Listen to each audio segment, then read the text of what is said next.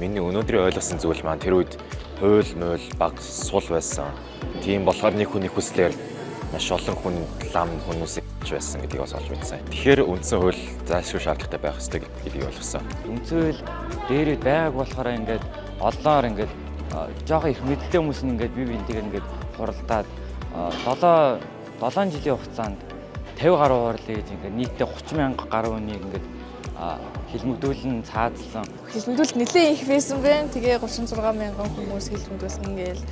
Тэгэл энэ нэлээд мэдлэгээд хэлж чадлаа. Нийгэм түүхээр явж байгаа хүүхдүүдэд маань мэдлэг маань тусалсан байхаа гэж би бодож байна. За өнөөдрийн маань ажлуудын үүдгийг манайх бол 21 аймаг 9 бүрт салбартай. За өнөөдрийн маань одоо энэ үйл ажиллагаанд бол одоо нийслэлийн хан уулт дүүргийн салбар комисс маань одоо энэ 10 жилийн одоо ахлахангийн сурагчдад хэлмэгдүүлэлтийн түүх, за хэлмэгдүүлэлт яаж өрнөсөн, ямар үе шаттай явагдсан гэдэг юм энэ одоо хуулийн одоо мэдээллээр бол товчхон мэдээллийг өглөө.